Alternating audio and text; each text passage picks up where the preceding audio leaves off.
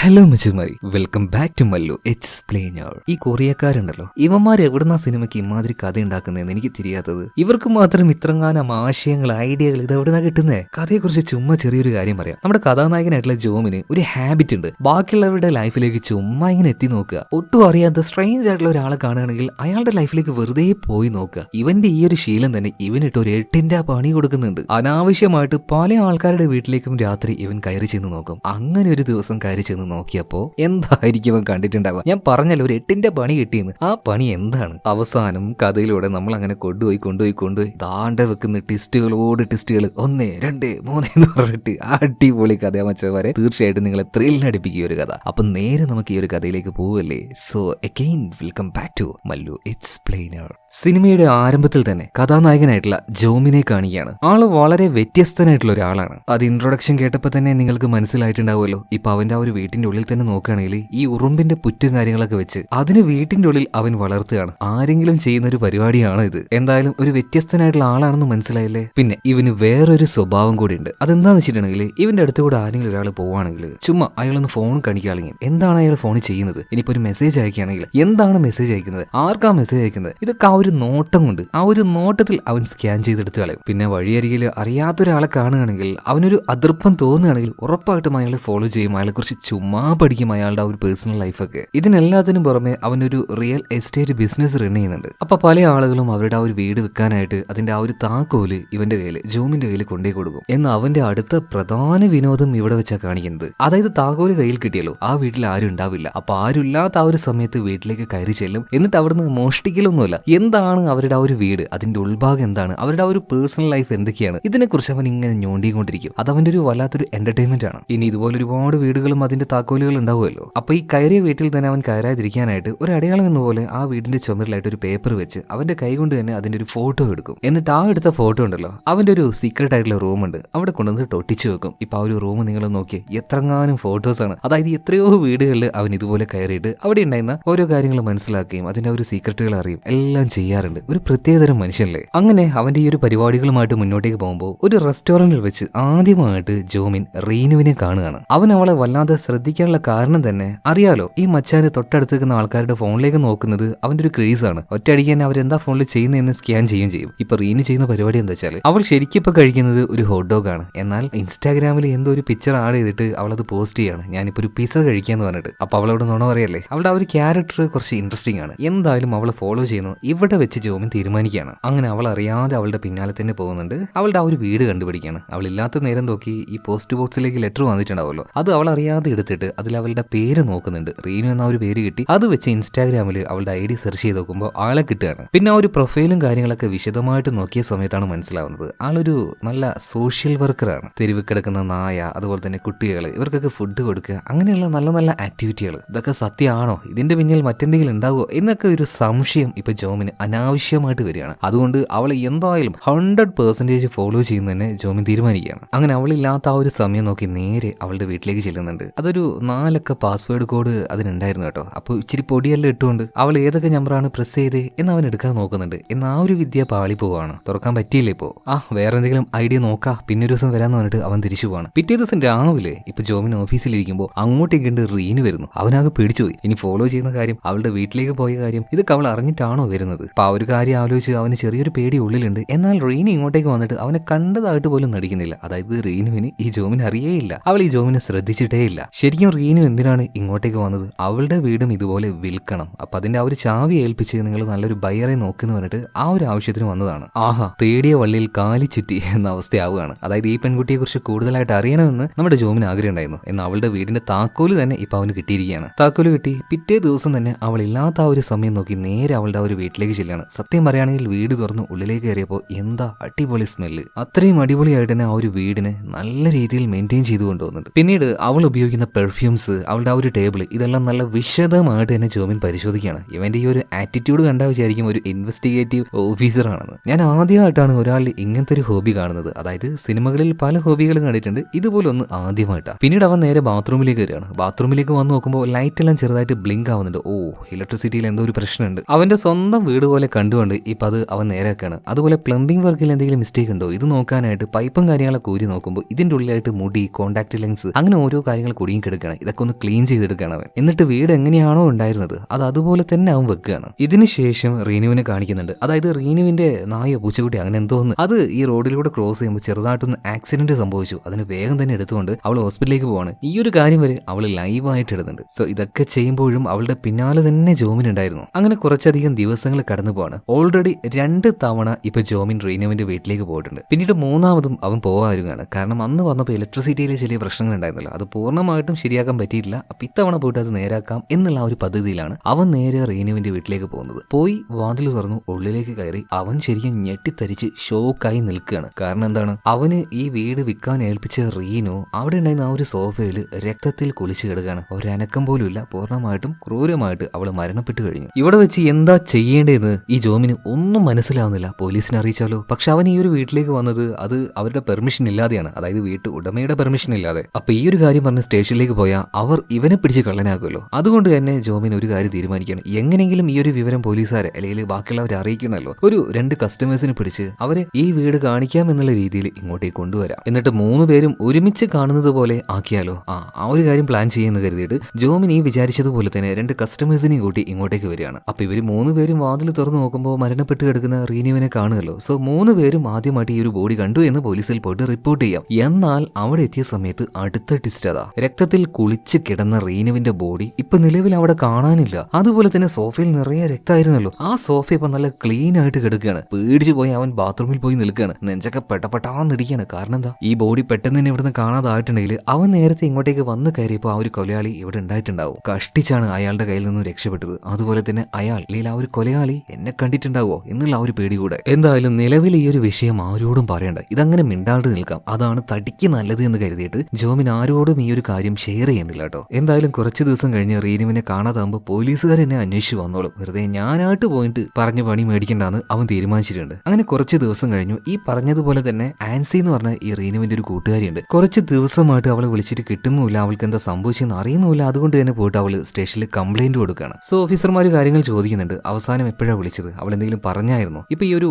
Nancy പറയാണ്, madam അവസാനം വിളിച്ച സമയത്ത് എന്നോട് എന്തോ ഒരു കാര്യം അവൾക്ക് പറയണമെന്നുണ്ടായിരുന്നു. എന്തോ അവൾക്ക് വല്ലാത്തൊരു പേടിയും ഭയൊക്കെ ഉണ്ടായിരുന്നു ആ ഒരു സമയത്ത്. എന്നാൽ പറഞ്ഞു തീരുന്നതിന് മുന്നേ ആയിട്ട് തന്നെ കോളും കട്ടായി. പിന്നീട് വിളിച്ചിട്ട് കിട്ടിയതുമില്ല. പിന്നീട് എപ്പോഴെങ്കിലും വഴിയിൽ വെച്ച് കാണുമ്പോൾ അല്ലെങ്കിൽ അടുത്ത മീറ്റിംഗിൽ കാണുമ്പോൾ അവൾ പറയുമെന്ന് കരുതി ഞാൻ ഇരിക്കുകയായിരുന്നു. എന്നാൽ ഇതുവരെയായിട്ടും അവളെ കാണാൻ പറ്റിയില്ല. എന്തായാലും കേസിനെ ഗൗരവമായിട്ട് തന്നെ പോലീസുകാർ എടുക്കുകയാണ്. ഇവർ നേരെ അന്വേഷണത്തിനായിട്ട് ഇറങ്ങുന്നുണ്ട്. ആദ്യം തന്നെ പോകുന്നത് ജോമിന്റെ വീട്ടിലേക്കാണ്. അതായത് അവന് സംശയം ഉണ്ടായതുകൊണ്ടൊന്നല്ല, അവന്റെ കയ്യിലാണല്ലോ വീട് വിൽക്കാൻ ഏൽപ്പിച്ച് ആ ഒരു ചാവി കൊടുത്തിട്ടുള്ളത്. എന്തായാലും ഇപ്പൊ ഓഫീസിലേക്ക് വന്ന ജോമിന് വേണ്ടിയിട്ട് ഒരാൾ കൊറിയറിൽ ഒരു ചുവന്ന പുസ്തകം, ഒരു ബോക്സ് പോലെയുള്ള എന്തോന്ന് അയച്ചിട്ടുണ്ട്. വേഗം തന്നെ അത് തുറന്നു നോക്കിയപ്പോൾ അവന് ഞെട്ടിച്ചുകൊണ്ട് അതിൽ കുറച്ചധികം ഫോട്ടോസ് ഉണ്ടായിരുന്നു. അതായത് ആ ബോഡി കണ്ട് അവൻ പേടിച്ച് നിൽക്കുന്നുണ്ടല്ലോ, ആ ഒരു ഫോട്ടോ, അതുപോലെ തന്നെ രക്തം നിലത്തായി കിടക്കുമ്പോൾ അതിന്റെ അരികിൽ കിടക്കുന്ന ഒരു മുടി, അങ്ങനെ കുറച്ചധികം ഫോട്ടോസ്. ഈ ഒരു മുടിയുടെ ചെറിയ കഷ്ടം കണ്ടപ്പോൾ തന്നെ ജോമിന്റെ ഉള്ളിൽ കിടുകിടാന്ന് ഉറക്കാണ്. കാരണം ഇനി എങ്ങാനും അത് അവന്റെ മുടി ആയിരിക്കുമോ, ആ ഒരു കൊലയാളി അവനെ പെടുത്താനായിട്ട് മുടി കൊണ്ടുവന്നിട്ടായിരിക്കുമല്ലോ. മാത്രമല്ല ഈ ബോഡി കണ്ട സമയത്തെ എന്താ ചെയ്യേണ്ടതെന്ന് തിരിയാതെ അവൻ കിടന്ന് തലയെല്ലാം ചൊറിഞ്ഞായിരുന്നു. അപ്പൊ വീണതായിരിക്കോ ഒക്കെ കൂടി ആ ഒരു മൈൻഡ് കൺഫ്യൂസ്ഡ് ആയി നിൽക്കുന്ന ഒരു സമയം ആ നേരത്തുണ്ട് ഒരു ഫോൺ കോൾ വരുന്നത്. ഫോണിൽ ആരോ എന്തോന്ന് പറഞ്ഞു. വേഗം തന്നെ അവൻ ഓഫീസിൽ നിന്നും മറ്റൊരു സ്ഥലത്തേക്ക് പോവാണ്. അതായത് അവിടെ ആളുകൾ മരിച്ചിട്ടുണ്ടെങ്കിൽ അവരുടെ ആ ഒരു ബോഡി കത്തിച്ച് ബാക്കി വരുന്ന ആ ഒരു ചാരം സ്പെഷ്യൽ ആയിട്ട് ഓരോ ഭാഗത്തായിട്ട് എടുത്തു വെക്കും. അതുപോലെയുള്ള ഒരു സ്ഥാപനമാണ്. അങ്ങോട്ടേക്കാണ് അർജന്റ് ആയിട്ട് ഇപ്പൊ ജോമിന് വന്നിരിക്കുന്നത്. കാര്യം എന്താ വെച്ചാൽ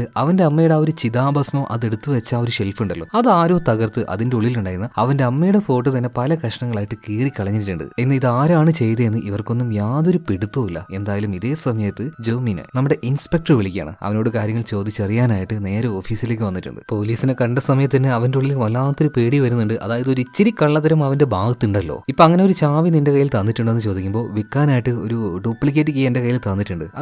അതുപോലെ ഈ റീനുവിനെ നീ അവസാനമായിട്ട് എവിടുന്നാ കണ്ടത്? ആ കാര്യങ്ങളൊക്കെ സത്യമായിട്ട് തന്നെ ജോമിൻ പറയുന്നുണ്ട്. ആ സമയത്ത് നീ എവിടെയായിരുന്നു എന്നൊക്കെ ചോദിക്കുമ്പോൾ എങ്ങനെയെങ്കിലും അതൊന്നൊരു നുണ പറഞ്ഞ് വിട്ടുവെക്കണല്ലോ ഈ കാര്യത്തിൽ നിന്ന്. അതായത് അവളുടെ വീട്ടിൽ രാത്രി അവളുടെ രഹസ്യം അറിയാൻ പോയി എന്നൊക്കെ പറഞ്ഞാൽ ഉറപ്പായിട്ടും ഇവൻ തന്നെയാണ് കില്ലർ എന്ന് പോലീസുകാർ കൺഫേം ചെയ്യും. എങ്ങനെയൊക്കെ ഒരു വിധത്തിൽ നുണ പറഞ്ഞ് അവൻ പിടിച്ചു നിൽക്കുകയാണ് ഇപ്പോൾ. പിന്നീട് ഡ്യൂപ്ലിക്കേറ്റ് ചാവി ഇപ്പൊ ഓഫീസറുടെ കയ്യിൽ കിട്ടിയല്ലോ. അവർ നേരെ ചാവിയുമായിട്ട് റീനുവിന്റെ വീട്ടിലേക്ക് പോകണം. ഇവരുടെ പിന്നാലെ തന്നെ ഇവരറിയാതെ ജോമിനും പോകുന്നുണ്ട്. കാരണം ജോമിനുമായി ബന്ധപ്പെട്ട് എന്തെങ്കിലും ഒരു കാര്യം ഇനിയിപ്പോൾ ആ ഒരു വീട്ടിൽ നിന്ന് കിട്ടുമോ എന്നുള്ള ആ ഒരു പേടിയിൽ. അങ്ങനെ ആ വീടിന്റെ തൊട്ടടുത്ത് തന്നെ ഒരു വീടുണ്ടായിരുന്നു. അതിന്റെ ഉള്ളിലൂടെ പോലീസുകാർ എന്താ ചെയ്യുന്നതെന്ന് റീനുവിന്റെ വീട്ടിലേക്ക് അവൻ അങ്ങനെ നോക്കിക്കൊണ്ടിരിക്കുകയാണ്. ഈ സമയത്താണ് ഉള്ളിലേക്ക് പോയ ഇൻസ്പെക്ടർ അവരുടെ ആ ഒരു ടീമിന് യാദൃശ്ചികമായിട്ട് അവിടുന്ന് ഒരു കാര്യം കിട്ടുന്നത്. അതായത് ഹീറോയിൻ മരണപ്പെട്ട് കിടന്ന ആ ഒരു സോഫ ഉണ്ടല്ലോ, അതായത് റീനു വിടുന്ന ഒരു സോഫ, അതിനടിയിലായിട്ട് ഒരു ഇച്ചിരി രക്തം. കൊന്ന ആള് ഈ രക്തം ക്ലീൻ ചെയ്യാൻ മറന്നുപോയി തോന്നുന്നു. അതുകൊണ്ട് തന്നെ പോലീസുകാർക്ക് അവർക്ക് മനസ്സിലായി എന്തോ ഒന്ന് റീനുവിന് സംഭവിച്ചു. ഇതൊരു ക്രൈം സീനാണ്. അതുകൊണ്ട് എത്രയും പെട്ടെന്ന് ഫോറൻസിക് ടീം ഉണ്ടല്ലോ അവരോട് ഇങ്ങോട്ടേക്ക് വരാനായിട്ട് പറയാണ്. അവർ എടിപിടിയെന്ന് പറഞ്ഞിട്ട് ഇങ്ങനെ ഓരോ കാര്യങ്ങൾ ചെയ്യുമ്പോൾ തന്നെ ഇത് കാണുന്ന നമ്മുടെ ഹീറോ, അതായത്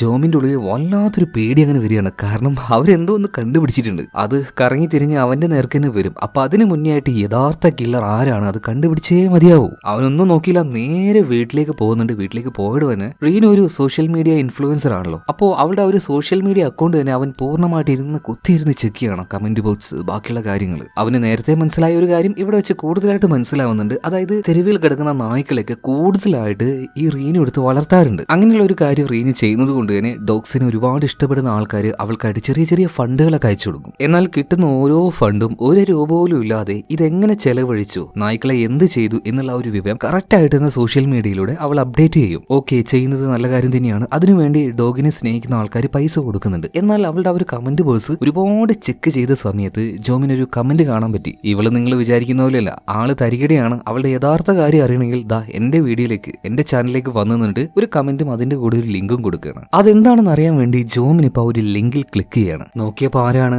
ഈ റീനുവിനെ കാണാനില്ല പറഞ്ഞിട്ട് ഒരു ലേഡി സ്റ്റേഷനിൽ പോയിട്ട് കംപ്ലൈന്റ് കൊടുത്തല്ലോ, ആൻസി. അതേ ആൻസി തന്നെ ഒരുപാട് വീഡിയോകൾ ചെയ്തിട്ടുണ്ട്. ഫുൾ വീഡിയോസും ഈ റീനുവിനെ കുറിച്ചുള്ളതാണ്. അവളെ എടം വലം തിരിഞ്ഞുകൊണ്ട് റോസ്റ്റ് ചെയ്യുന്ന വീഡിയോ ആണ്. അതായത് അവള് പക്കാ ഫ്രോഡാണ്. അതായത് ഈ റീനുവെ നായെ നോക്കുക എന്ന പേരിൽ അവൾ ഉടായ്പ് കാണിക്കുകയാണ്. നിങ്ങൾ മണ്ടന്മാര് കുറെ പേര് അവൾക്ക് കാശ് അയച്ചു കൊടുക്കുന്നു, ഇതൊന്നും വിശ്വസിക്കല്ലേ, അങ്ങനെ ഇങ്ങനെ എന്നൊക്കെ പറഞ്ഞിട്ട് റീനുവിനെ അങ്ങനെ പച്ചക്ക് റോസ്റ്റ് ചെയ്യാണ്. പക്ഷെ എന്തിനായിരിക്കും ഞാൻ റീനുവിന്റെ കൂട്ടുകാരി എന്നൊക്കെ പറഞ്ഞിട്ട് ഈ ഒരു നാൻസി പോയിട്ട് സ്റ്റേഷനിൽ കംപ്ലൈന്റ് കൊടുത്തത് അവളെ കാണാനില്ല എന്നൊക്കെ പറഞ്ഞിട്ട്. എന്തായാലും ആൻസി അത്ര വെടിപ്പല്ലാന്ന് മനസ്സിലായത് കൊണ്ട് തന്നെ ജോമിൻ അവളുടെ ആ ഒരു വീടിന്റെ ലൊക്കേഷൻ കണ്ടുപിടിക്കുന്നുണ്ട്. അതെങ്ങനെയാ വെച്ചാൽ അവളുടെ വീഡിയോയിൽ തന്നെ അത് ഉണ്ടായിരുന്നു. നേരെ അങ്ങോട്ടേക്ക് പോയിട്ട് അവൾ അറിയാതെ അവളുടെ വീട്ടിന്റെ ഉള്ളിലേക്ക് കയറിയപ്പോ തന്നെ ഒരു ചുവന്ന കവർ അവിടുന്ന് കിട്ടുന്നുണ്ട്. ഇതേ കവർ തന്നെയാണല്ലോ നമ്മുടെ ഈ ഒരു ജോമിനും ഒരു ദിവസം അവന്റെ ഓഫീസിലേക്ക് കിട്ടിയത്. അതിലായിരുന്നല്ലോ ഒരു ഫോട്ടോസും കാര്യങ്ങളൊക്കെ ഉണ്ടായിരുന്നു. അപ്പൊ ഇതൊക്കെ ചെയ്യുന്നത് ഇവളാണല്ലേ. കാര്യമായിട്ട് തന്നെ ഇപ്പൊ ജോമിൻ ആ ഒരു വീട് പരിശോധിക്കുകയാണ്. അതായത് എന്തോ ഒരു ഉടായ്പ് ഈ ആൻസിയുടെ പിറകിലുണ്ട് എന്ന് മനസ്സിലായിട്ട് അങ്ങനെ അവിടെ നിന്ന് ഒരു ഫോട്ടോസ്റ്റാറ്റിന്റെ പേപ്പർ കിട്ടുന്നുണ്ട്. ആ പേപ്പറിൽ മുഴുവനായിട്ട് ഒരു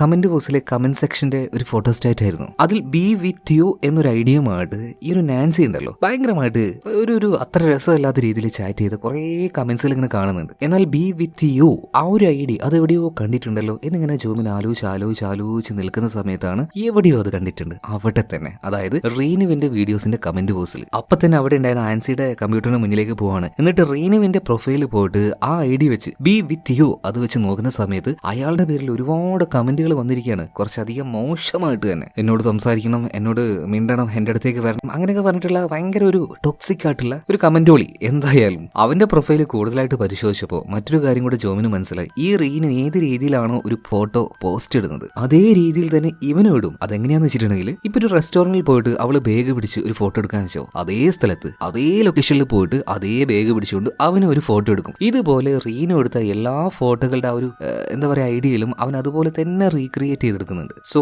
അത്രത്തോളം അയാൾ ഈ റീനുവിനെ ടോക്സിക് ആയിട്ട് ഇഷ്ടപ്പെടുന്നുണ്ട്. പിന്നെ ഒരു കമന്റ് ബോക്സിൽ അവൻ എഴുതിയിട്ടുണ്ട്, നീ എന്നോട് സംസാരിച്ചിട്ടില്ലെങ്കിൽ ഞാൻ നിന്നെ കൊല്ലുമെന്നും. ഇതോട് കൂടിയിട്ട് ജോമിന് ഏകദേശം ഒരു കാര്യം മനസ്സിലായി, ബി വിത്ത് യു അവൻ തന്നെ ആയിരിക്കണം ഇതിന്റെ പിന്നിൽ, അവനായിരിക്കും ആ ഒരു കില്ലർ. എന്തായാലും കുറച്ച് വിവരങ്ങൾ കിട്ടിയല്ലോ. ജോമിൻ വേഗം തന്നെ അവന്റെ വീട്ടിലേക്ക് പോവാണ്. വീട്ടിലേക്ക് എത്താനായ സമയത്ത് അവനൊരു സംശയം, വാതിലിന്റെ അരികിൽ ആരൊരാൾ ഉണ്ടോ എന്ന്. വാതിൽ തുറന്ന് ഉള്ളിൽ കയറിയതുപോലെയും അവനും ഫീൽ ആവുന്നുണ്ട്. ഇതാരായിരിക്കും എന്ന് കരുതിയിട്ട് അവൻ ഉള്ളിലേക്ക് കയറാൻ നിൽക്കുമ്പോൾ ഉള്ളിന്നും ഒരാൾ വരുന്നുണ്ട്, അതുപോലെ തന്നെ പുറത്തുനിന്നും ഒരാൾ വരികയാണ്. ടോട്ടൽ 2 പേരുണ്ട്. 2 പേരും ഹെൽമെറ്റ് ഇട്ടിട്ടാണ്. പെട്ടെന്ന് തന്നെ ഈ ജോമിനെ ആക്രമിക്കാനായിട്ട് അവർ നോക്കുന്നുണ്ട്. അവരുമായിട്ട് ജോമിൻ ഫൈറ്റ് ചെയ്യുന്നുണ്ട്. ഈ ഫൈറ്റിനിടയിൽ അതിൽ ഒരാളുടെ ഹെൽമെറ്റ് ഒരു താഴെ വീഴുന്നുണ്ട്. അയാളുടെ മുഖം ഇപ്പൊ ജോമിൻ കാണാണ്. അത് മറ്റാരുമല്ല, ആ ഒരു ബി വിത്ത് യു എന്നൊരു ഐഡി ഒരാളുടെ ഫോട്ടോ കണ്ടില്ലേ, അയാള് തന്നെ. എങ്ങനെയൊക്കെയോ കുതിരിച്ചാടി എഴുന്നേറ്റ് അവൻ അവിടെ നിന്ന് ഓടുകയാണ്. അതായത് ബി വിത്ത് യു അവൻ തന്നെയാണ് എല്ലാം ചെയ്തത്. സ്റ്റേഷനിൽ പോയിട്ട് ഇതുപോലെ 2 പേര് വന്ന് എന്നെ ആക്രമിച്ചു. CCTVയിൽ പോലീസുകാർ നോക്കുമ്പോൾ 2 പേര് ഹെൽമെറ്റ് ഇട്ട് കയറുന്നത് കാണുന്നുണ്ട്, പക്ഷെ വ്യക്തമല്ല. എന്തായാലും റീനുവിന്റെ ആ ഒരു കേസ് അന്വേഷിക്കുന്ന ആ ഓഫീസർ ഉണ്ടല്ലോ, അവര് തന്നെ നമ്മുടെ ജോമിന്റെ കൂടെ അവന്റെ വീട്ടിലേക്ക് വരികയാണ്. അപ്പോൾ ജോമിന് അറിയാവുന്ന കാര്യങ്ങൾ പാതി കള്ളമായിട്ട് തന്നെ അവൻ പറയുന്നുണ്ട്. പാതി കള്ളമായിട്ട് എന്നല്ല, പകുതി കാര്യങ്ങൾ അവൻ പറയാണ്.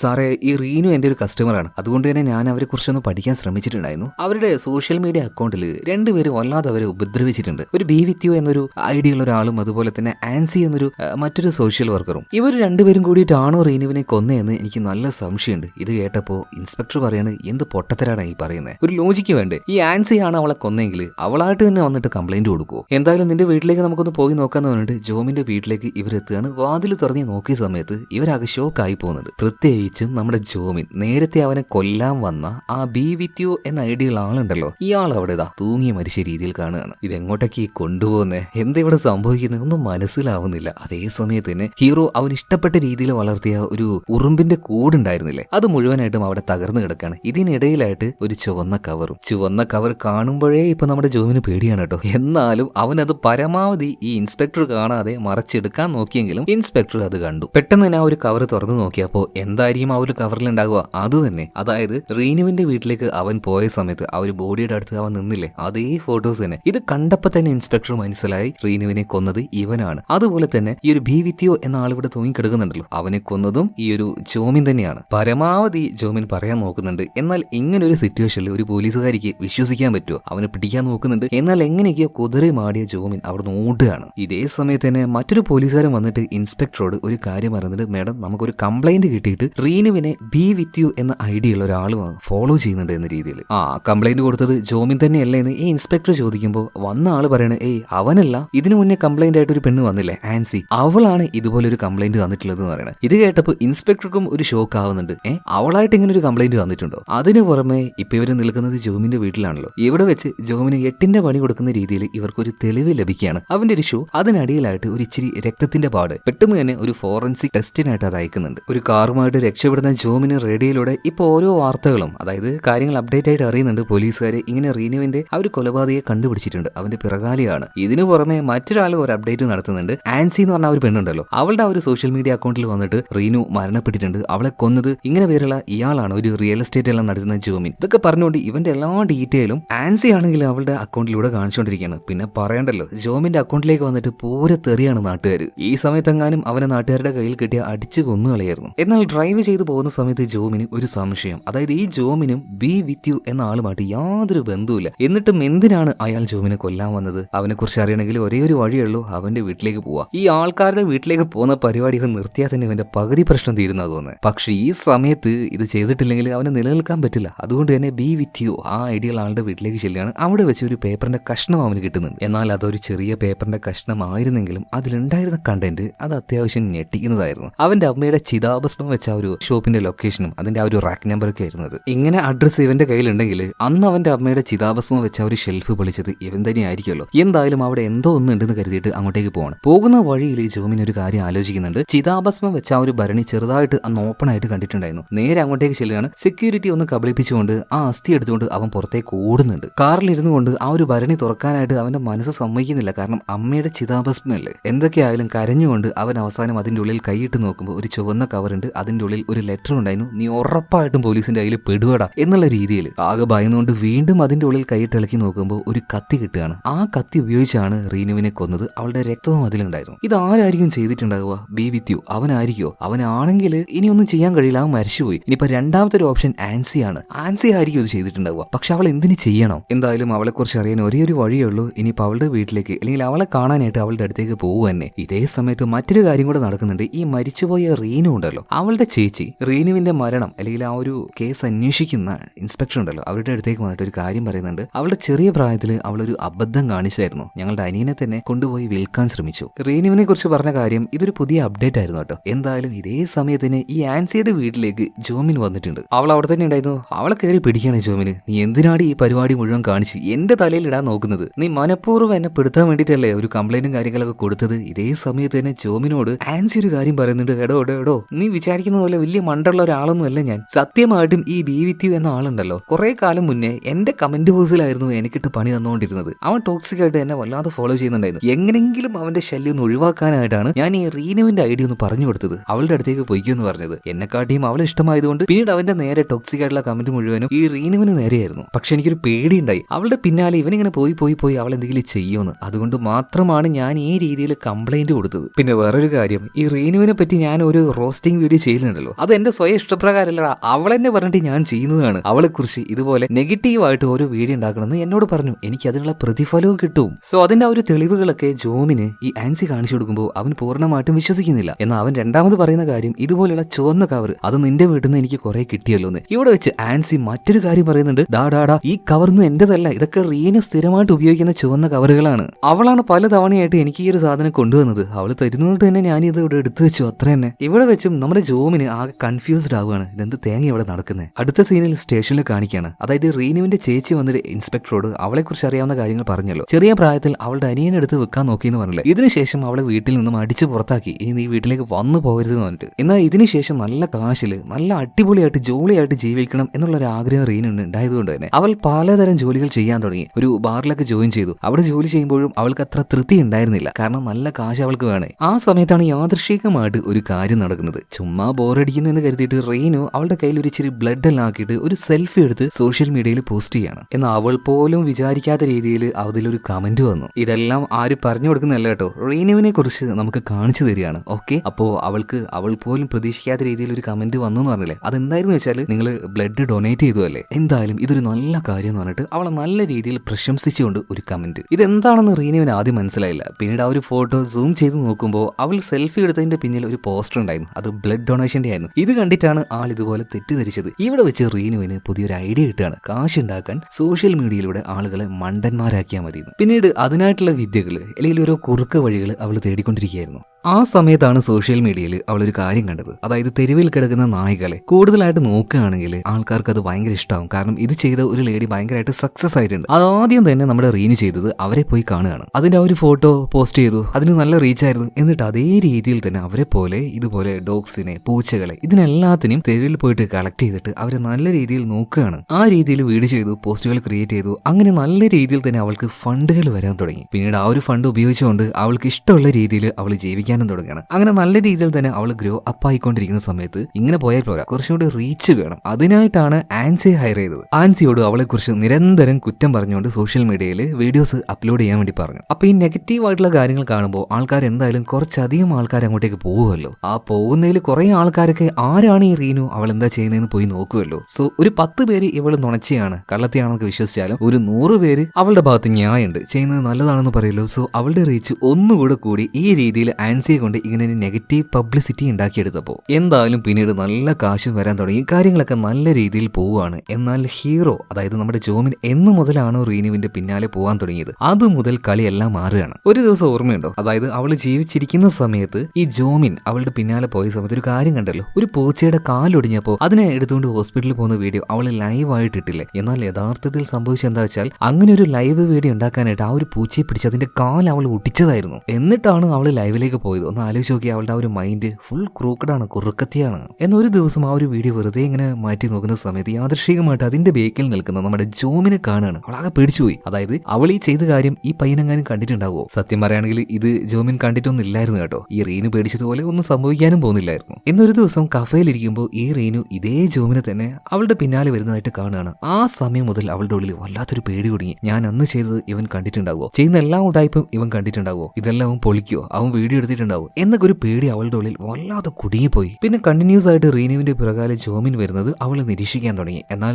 റീനു ജോമിനെ കാണുന്നുണ്ട് എന്നുള്ള കാര്യം ജോമിൻ അറിയുന്നില്ല. അങ്ങനെ കുറെ നേരം ആലോചിച്ച് ഈ ജോമിനെ പെടുത്താനായിട്ട് സത്യം പറഞ്ഞാൽ ജോമിൻ ഒരു കൗതുകത്തിന് വേണ്ടി മാത്രമാണ് അവളുടെ പിന്നാലെ വരുന്നത്. എന്നാൽ റീനു ആണ് തെറ്റിദ്ധരിച്ചത്. എന്തായാലും ഇവൻ ഒരു എന്താ പറയാ പാരയായേക്കുമെന്ന് കരുതിയിട്ടാണ് ജോമിനിട്ട് അവൾ പണി കൊടുക്കാൻ തുടങ്ങിയത്. അങ്ങനെ ഒരു കാര്യം പ്ലാൻ ചെയ്യുന്നുണ്ട്. അതിന്റെ ആദ്യ ഘട്ടമായിട്ട് റീനു അവളുടെ വീടിന്റെ ചാവി ഉണ്ടല്ലോ, അത് ജോമിന്റെ റിയൽ എസ്റ്റേറ്റ് ഓഫീസിൽ കൊണ്ടുപോയി കൊടുക്കുന്നുണ്ട്. ഇനി രണ്ടാമത്തെ പദ്ധതിയായിട്ട് അവളുടെ പിന്നാലെ നടക്കുന്ന ബി വിത്ത് യു എന്ന ആളുണ്ടല്ലോ, അയാളെ പോയിട്ട് മീറ്റ് ചെയ്യാണ്. ഇയാൾക്കാണെങ്കിൽ നമ്മുടെ റീനുവിനെ ഭയങ്കര ഇഷ്ടമാണ്. അങ്ങനെ റീനുവിന്റെ ഓരോ പരിപാടിക്കും ഇയാളെ കൂടെ കൂട്ടാനും തുടങ്ങി. ഇതിനുശേഷം ഈ റീനുവിന്റെ വീട്ടിലേക്ക് ജോമിൻ വരുമെന്ന് റീനു നന്നായിട്ട് അറിയായിരുന്നു. സോ ആ ഒരു ദിവസത്തിന് വേണ്ടി അവൾ കാത്തിരുന്ന് അവസാനം ആദ്യമായിട്ട് ജോമിൻ അവളുടെ വീട്ടിലേക്ക് വരികയാണ്. അവൻ വന്നതും പോയതും എല്ലാം റീനു നിരീക്ഷിക്കുന്നുണ്ടായിരുന്നു. ഇതിനുശേഷം അവന്റെ പിന്നാലെ ചെന്ന് അവന്റെ വീട് എവിടെയാണ്, അവന്റെ അമ്മയുടെ അസ്ഥി എവിടെയാണ് വെച്ചത്, അവനുമായി ബന്ധപ്പെട്ട എല്ലാ കാര്യങ്ങളും അവൾ പഠിക്കുന്നുണ്ട്. പിന്നീട് റീനുവിന്റെ വീടിന്റെ ആ ഒരു ഡോറ് തുറക്കാനായിട്ട് അവനൊരു ട്രിക്ക് കാണിച്ചല്ലോ, ഒരു പൊടി ഉപയോഗിച്ച് നമ്പർ എടുക്കുന്ന പരിപാടി. അത് റീനു ചെയ്ത് അത് സക്സസ് ആയിട്ടോ. അതായത്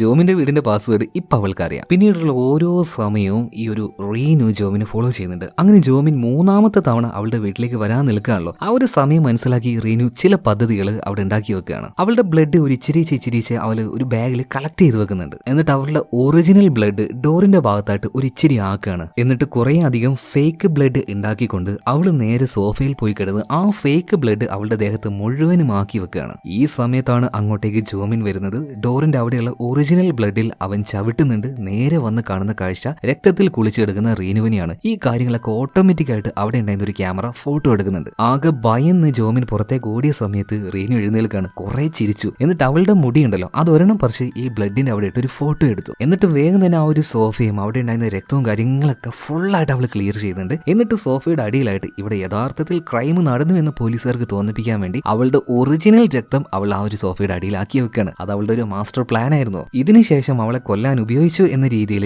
ആ ഒരു കത്തി ബി വിത്ത് യു എന്ന ആളുണ്ടല്ലോ അയാളെ കൊണ്ട് തന്നെ നമ്മുടെ ഹീറോയുടെ ജോമിന്റെ അമ്മയുടെ ചിതാഭസ്മത്തിന്റെ ഭരണിയിൽ കൊണ്ടിടിപ്പിച്ചു. അതെന്തായാലും അവന്റെ കയ്യിലേക്ക് എത്തുമെന്ന് അവൾക്ക് ഉറപ്പായിരുന്നു. അതുപോലെ എത്തിയിട്ടുണ്ട്. ഇപ്പോ ഇതെല്ലാം കഴിഞ്ഞ് അവളുടെ മാസ്റ്റർ പ്ലാൻ അതെന്താന്ന് വെച്ചിട്ടുണ്ടെങ്കിൽ ജോമിന്റെ വീട്ടിൽ പോയി നിൽക്കുക. എന്നിട്ട് എങ്ങനെയെങ്കിലും അവിടുന്ന് അവൾ പോലീസുകാരെ വിവരം അറിയിക്കും. സോ അവളെ രക്ഷിക്കാനായിട്ട് പോലീസുകാർ ജോമിന്റെ വീട്ടിലേക്ക് വരുമ്പോൾ ജോമിൻ അവിടെ സൂയിസൈഡ് ചെയ്തതായിട്ട് കാണും. അതായത് അവളിങ്ങനെ തട്ടിക്കൊണ്ടുപോകുന്നു, ഇങ്ങനെയൊക്കെ ചെയ്തു. ആ ഒരു കുറ്റബോധത്തിൽ അവൻ തൂങ്ങി മരിച്ചു എന്ന രീതിയിൽ വരുത്തി തീർക്കുക. ഇതിനു വേണ്ടിയിട്ടായിരുന്നു അന്ന് ജോമിന്റെ വീട്ടിലേക്ക് റീനു അതുപോലെ തന്നെ ബി വിത്ത് യു വന്നത്. അതായത് ബി വിത്ത് യുടെ കൂടെ അന്ന് ഉണ്ടായിരുന്നത് റീനു തന്നെയാണ്, മറ്റാരുമല്ല. എന്ന ജോമിനെ കൊല്ലാൻ പറ്റിയില്ല, അവനിവിടുന്ന് രക്ഷപ്പെട്ടു. കുഴപ്പമില്ല, അടുത്ത പദ്ധതി അവൾ ഉണ്ടാക്കുകയാണ്. അതായത് ജോമിനെ പെടുത്താനായിട്ട് ബി വിത്ത് യു എന്ന ആളെ അവിടെ വെച്ച് അവൾ തൂക്കി കൊന്നുകളയാണ്. അവനൊരു മണ്ടനായതുകൊണ്ട് എന്ത് പറഞ്ഞാലും വിശ്വസിക്കുകയായിരുന്നു. പാവം ടോക്സിക് അവനായിരുന്നില്ല, റീനുവായിരുന്നു. റീനുവിന്റെ ട്രാപ്പിൽ അവൻ പെട്ടുപോയി. അവൻ അവിടെ വെച്ച് അവൾ തൂക്കിക്കൊല്ലുകയാണ്. എന്നിട്ട് അവിടെ ഉണ്ടായിരുന്ന ആ ഉറുമിന്റെ കൂടെല്ലാം പൊട്ടിച്ച് അതിന്റെ ആ ഒരു മണ്ണ് നിലത്തേക്കിട്ട് അതിൽ ആ ഒരു കാർഡ് വെച്ചതും റീനുവാണ്. ആഹാ, എന്തൊരു പദ്ധതിയല്ലേ. തുടക്കത്തിൽ കണ്ട ഹീറോയിന് അവസാനമായപ്പോ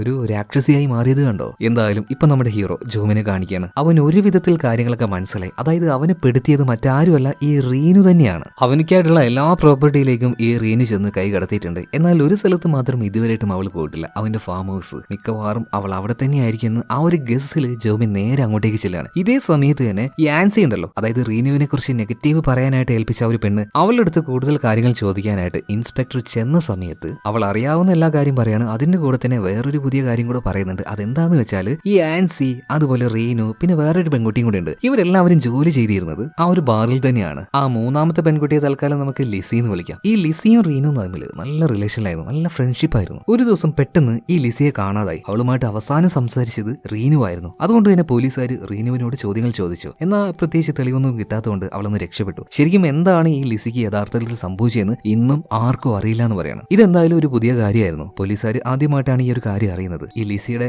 മിസ്സിംഗ് കേസ് അതിന്റെ ആ ഒരു ദുരൂഹത എന്താണെന്ന് ഇപ്പോഴും മനസ്സിലായിട്ടില്ല. ഇതേ സമയത്ത് തന്നെ ജോമിൻ ഫാം ഹൗസിലേക്ക് പോയില്ലേ, അവൻ വിചാരിച്ചതുപോലെ തന്നെ അവിടെ റീനു ഉണ്ടായിരുന്നു. മരിച്ച നിലയിൽ അവൻ കണ്ട ആ റീനു തന്നെ ഇങ്ങോട്ടേക്ക് വന്ന പാട് തന്നെ അവളെ പിടിച്ച് ദേഷ്യം തീർക്കാൻ വേണ്ടി നോക്കുകയാണ്. റീനു തിരിച്ച് ഫൈറ്റ് ചെയ്യുന്നുണ്ട്. ഇതേ സമയത്ത് തന്നെ അങ്ങോട്ടേക്ക് ചില പോലീസുകാർ എത്തുകയാണ്. ഇതും റീനുവിന്റെ ഒരു പദ്ധതിയായിരുന്നു. അതായത് ഈ ഫാം ഹൗസിൽ ജോമിൻ റീനുവിനെ പൂട്ടിയിട്ടു എന്ന രീതിയിൽ വരുത്തി തീർക്കാനായിട്ട്. മാത്രമല്ല അവളുടെ കാലിൽ ഈ ചങ്ങലയെല്ലാം കെട്ടിടാൻ ഉപയോഗിക്കുന്ന ഒരു സാധനം ഓൾറെഡി അവളായിട്ട് തന്നെ ഇട്ട് വെച്ചിരുന്നു. ഇപ്പൊ പോലീസുകാർ വരുമ്പോൾ ഇത് നേരിട്ട് കാണില്ല. അവരെന്താ വിചാരിക്കുക, ജോമിൻ ഈ റീനുവിനെ ഇവിടെ പൂട്ടിയിട്ടിരിക്കുകയാണ്. അങ്ങനെ എല്ലാം ഈ റീനു പ്ലാൻ ചെയ്തതുപോലെ തന്നെ മുന്നോട്ടേക്ക് പോകണം. ഇപ്പൊ ജോമിൻ വിചാരിച്ചു ഇതിങ്ങനെ പോയാൽ ശരിയാവില്ലല്ലോ. പോലീസുകാർ അറസ്റ്റ് ചെയ്യാൻ വരുന്ന ആ ഒരു സമയത്ത് എന്തൊക്കെയോ ഒരു എനർജി കാണിച്ച് രക്ഷപ്പെട്ടു പോവാണ്. ഈ വിവരം നമ്മുടെ മെയിൻ ഇൻസ്പെക്ടർ അറിയുന്നുണ്ട്. ജോമിനെ അറസ്റ്റ് ചെയ്യാൻ പോയ ആ ഒരു പോലീസുകാരൊക്കെ നല്ല ആട്ടാടുന്നുണ്ട്. ഇതേ സമയത്താണ് ഈ ഇൻസ്പെക്ടർക്ക് മറ്റൊരു തോന്നൽ തോന്നുന്നത്. അതായത് അവളുടെ മൊഴി അനുസരിച്ച്, റീനുവിന്റെ മൊഴി അനുസരിച്ച് ജോമിൻ അവളെ തട്ടിക്കുമ്പോൾ തലക്കിട്ട് നല്ലൊരു അടി അടിച്ചെന്ന് പറയുന്നത്. എന്നാൽ അവളുടെ ഈ ഒരു എനർജിയും കാര്യങ്ങളൊക്കെ കാണുമ്പോൾ അതുപോലെ ഒരു അടി കിട്ടിയതായിട്ട് അവൾക്ക് തോന്നുന്നില്ല. അപ്പൊ ഇൻസ്പെക്ടർ ഉണ്ടല്ലോ, മേലുദ്യോഗസ്ഥരോട് ഈ ഒരു കാര്യത്തിനെ കുറിച്ച് പറയുമ്പോൾ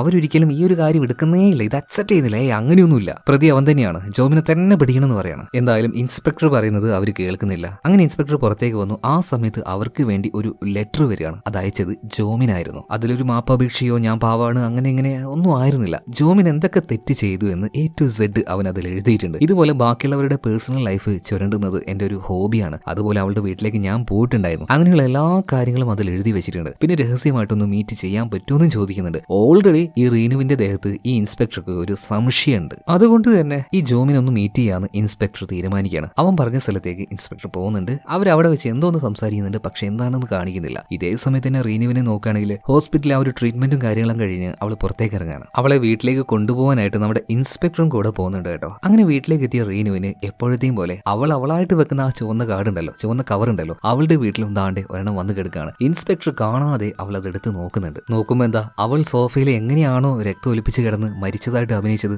ആ ചിത്രമാണ്. മിക്കവാറും ഇത് ഇവിടെ ഇട്ടത് ജോമിൻ തന്നെയായിരിക്കും. അതുപോലെ നിന്നെക്കുറിച്ചുള്ള പല രഹസ്യം എനിക്കറിയാം, അത് ഞാൻ പറയണ്ടെങ്കിൽ ഞാൻ പറയുന്ന സ്ഥലത്തേക്ക് നീ വരണമെന്ന് പറയാണ്. അതായത് ബി വിത്ത് യു എന്ന ആളുണ്ടല്ലോ, അയാളുടെ വീട്ടിൽ. വീട്ടിലേക്ക്. പിന്നീട് റീനു ഇൻസ്പെക്ടറോട് പറയണത് നിങ്ങൾ പോയിക്കോ, എനിക്ക് കുഴപ്പമൊന്നുമില്ലാന്ന്. അവർ പോയ ആ ഒരു സമയം നോക്കി വേഷം മാറിയിട്ട് റീനു നമ്മുടെ ജോമിൻ പറഞ്ഞ അതേ സ്ഥലത്തേക്ക് എത്തുകയാണ്. അവിടെ എത്തിയ സമയത്ത് റീനുവിനെ ഞെട്ടിക്കുന്ന പല കാര്യങ്ങളും ജോമിൻ പറയാണ്. അതായത് റീനുവിന്റെ വിചാരം അവൾ ചെയ്തു വെച്ച ഒരു കാര്യം ആരും അറിഞ്ഞിട്ടില്ല എന്നാണ്. എന്നാൽ ജോമിന്റെ പ്രത്യേകത എന്താണ്? ഒരാളുടെ വീട്ടിലേക്ക് ഇങ്ങനെ കയറി ചെല്ലുകയാണെങ്കിൽ അയാൾ അവിടെ എന്ത് ചെയ്യുന്നു, അയാളുടെ പേഴ്സണൽ ലൈഫ് മുഴുവനായിട്ടും പഠിക്കലല്ലേ, അത് അവന്റെ ഒരു ഹോബിയല്ലേ. അത് ഈ സമയത്ത് ഇവന് ഉപകാരപ്പെട്ടു. അതായത് അവളുടെ വീട്ടിലേക്ക് ആദ്യമായിട്ട് പോയപ്പോൾ തന്നെ ഒരുപാട് കുപ്പികളിൽ വിഷം നിറച്ചു വെച്ചതായിട്ട് അവൻ കണ്ടിട്ടുണ്ടായിരുന്നു. എന്നാൽ രണ്ടാമത് പോകുന്ന സമയത്ത് അതിൽ കുറെ കുപ്പികളൊക്കെ മിസ്സിംഗ് ആണ്, അതവിടെ കാണാനില്ല. ആ വിഷം നീ എന്തിന് അവിടുന്ന് മാറ്റി, അല്ലെങ്കിൽ നീ എന്തിനു വേണ്ടി അത് ഉപയോഗിച്ചു എന്ന് ഞാൻ വിശദമായിട്ട് നോക്കിയപ്പോഴല്ലേ എനിക്ക് കാര്യം മനസ്സിലായത്. നീ തെരുവിൽ നിന്നും ഓരോ നായ എടുത്ത് വളർത്തുകയല്ലാതെ അതിനൊക്കെ നീ എവിടെയാ കൊണ്ടുവെക്കുന്നത്? ആ നായയുടെ പേരിൽ നീ കാശ് മേടിച്ചു കഴിഞ്ഞാൽ അടുത്ത നിമിഷം തന്നെ നായക്ക് കൊടുക്കാനുള്ള ഒരു ഭക്ഷണത്തിൽ നീ ഒഴിക്കാൻ പോകുന്നത് ഈ വിഷമാണ്. എന്നിട്ട് ഈ നായ്ക്കളെ കൊന്നിട്ട് നീ എവിടെയോ കൊണ്ട് കുഴിച്ചിടുകയാണ്, അല്ലാതെ അവറ്റകളെ നോക്കുന്നില്ല.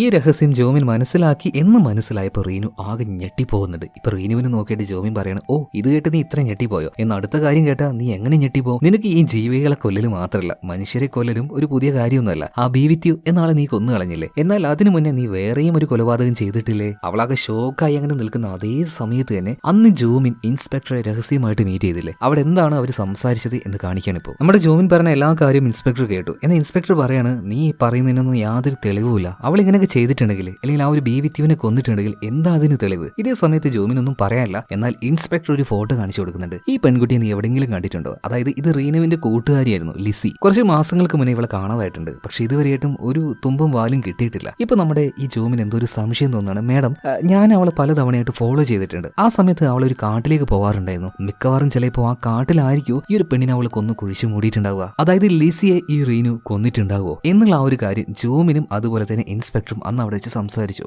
ഇതിനുശേഷമാണ് ഇവരെന്തോ ഒരു പദ്ധതി ഉണ്ടാക്കിയത്. എന്തായാലും ഈ കാര്യം കൂടെ ഇപ്പൊ റീനുവിനോട് ജോമിൻ പറഞ്ഞപ്പോ റീനു രഹസ്യങ്ങളൊക്കെ തുറന്നു പറയാണ്. സത്യം പറഞ്ഞാൽ ഈ ഒരു ജോമിനെ കൊല്ലാനും അല്ലെങ്കിൽ അവനെ പെടുത്താനും പദ്ധതി ഇട്ടത് മുഴുവനും ഇതിന്റെ പേരിലായിരുന്നു. അതായത് ഇൻസ്റ്റാഗ്രാമിൽ അവള് കാണിക്കുന്ന ഒരു ഫ്രോഡ് പരിപാടിയോ അതൊന്നുമല്ല. യഥാർത്ഥത്തിൽ ഈ ലിസി എന്ന പെണ്ണിനെ കൊല്ലുന്നതും അവളെ കുഴിച്ചു മൂടുന്നതും ഈ ജോമിൻ കണ്ടിട്ടുണ്ടാകുമോ എന്നുള്ള ആ ഒരു പേടിയിലാണ് ജോമിനിട്ട് ഇമാതിരി ഒരു പണി കൊടുക്കാനായിട്ട് അവള് തീരുമാനിച്ചത്. ശരിക്കും അവളുടെ കൂട്ടുകാരിയായിട്ടുള്ള ലിസിയെ എന്തിനാണ് റീനു കൊന്നത്? അതിനൊരു കാരണം ഉണ്ടായിരുന്നു. റീനു കാണിച്ചു കൂട്ടിയ ഈ അബദ്ധങ്ങൾ മുഴുവനും, അതായത് ഫ്രോഡ് പരിപാടി മുഴുവൻ ലിസി കണ്ടുപിടിച്ചു. അപ്പൊ അവള് പറഞ്ഞു, എനിക്ക് ഇതുപോലൊരു തുക തരണം, അല്ലെങ്കിൽ ഞാൻ ഇത് മുഴുവൻ ഫ്ലാഷ് ആക്കും. ആ പറഞ്ഞ സ്ഥലത്ത് വെച്ച് തന്നെ റീനു അവളെ കൊന്നു കളഞ്ഞു. എന്നിട്ട് അവിടെ ഉണ്ടായിരുന്ന ഒരു കാട്ടിൽ കൊണ്ടേ കുഴിച്ചു മൂടുകയും ചെയ്തു. സോ അവളായിട്ട് തന്നെ ഈ ഒരു കാര്യം പറയണേ. എന്നാൽ ഓൾറെഡി ഇതേ സ്ഥലത്ത് നമ്മുടെ ഇൻസ്പെക്ടറും വേറെ ചില പോലീസുകാരും ഒളിച്ചിരിപ്പുണ്ടായിരുന്നു. കയ്യോടെ റീനുവിനെ പൊക്കുകയാണ്. റീനു ആകെ ഷോക്കായി പോയി. അവളിപ്പോ ഒച്ചയും വിളി ഉണ്ടാക്കുകയാണ്, ഭയങ്കര വയലന്റ് ആവുകയാണ്. എന്നാൽ പോലീസുകാർ അവളെ ഇറക്കി പിടിച്ച് അറസ്റ്റ് ചെയ്യുന്നുണ്ട്. മാത്രമല്ല നമ്മുടെ ജോമിൻ കണ്ട് എന്ന് പറയുന്ന ആ ഒരു ഫോറസ്റ്റിന്റെ ഏരിയ ഉണ്ടല്ലോ, അങ്ങോട്ടേക്ക് പോയിട്ട് പൂർണ്ണമായിട്ടും അവിടെയുള്ള എല്ലാ സ്ഥലങ്ങളും പരിശോധിച്ച് നോക്കുമ്പോൾ അവിടെ വെച്ച് ഒരുപാട് പൂച്ചകൾ, പട്ടികൾ, ഇതിന്റെ എല്ലാത്തിന്റെയും മൃതദേഹം കിട്ടുകയാണ്. കൂടെ തന്നെ കാണാതായി എന്ന് പറയുന്ന ലിസയുടെ ആ ഒരു ബോഡിയും കിട്ടിയിട്ടുണ്ട്. ശരിക്കും ഇതാകെ വാർത്തയാണ്. എല്ലാവരും ആകെ ഷോക്കായി പോകുന്നുണ്ട്. ഇവളെപ്പോലൊരു പെണ്ണ് പുറത്തിറങ്ങി നടക്കുകയാണെങ്കിൽ